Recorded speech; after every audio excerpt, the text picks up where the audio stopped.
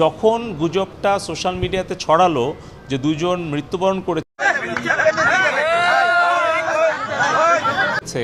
তখন কিন্তু কেউ মৃত্যুবরণ করেনি। কিন্তু আমরা দেখলাম যে এই গুজবের উপর ভিত্তি করে আন্তর্জাতিক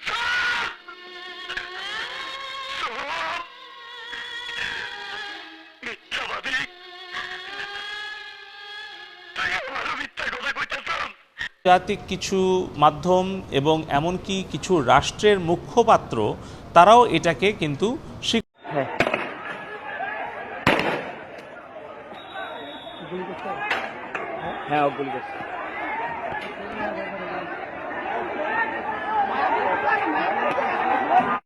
বিভিন্ন জায়গায় সংঘর্ষে প্রায় ৬-৭ জন মানুষের জীবন চলে গেল।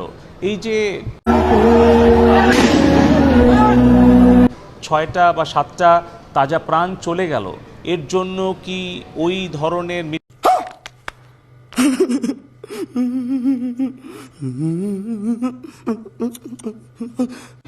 গুজব কিংবা সেই প্ল্যাটফর্ম দায়ী নয়? যদি বাংলাদেশের আমাদের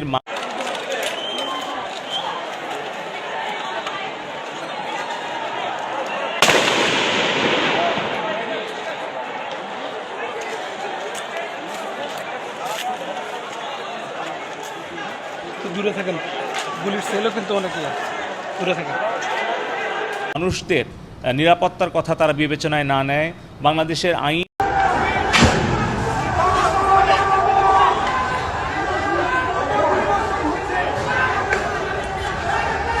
প্রবাসী ভাই বোনদেরকে অনুরোধ করব, তারা রেমিটেন্সটা পাঠাবে। তাদের রেমিটেন্সটা অর্থ পাঠানোর যেন ব্যাংকে কোনো সমস্যা না হয়। কি কি কি রেমিটেন্স? এটা কি হাতে দেখছো? সেটা কি? এটা কোথায় থাকে আর এখন কোথায়? এটা দিয়ে কানের নিচে ঠাস ঠাস করে দুটা মারুম, তারপর এটা মোড়াইয়া পিছন দিয়ে ভরুম। মাদার পাকা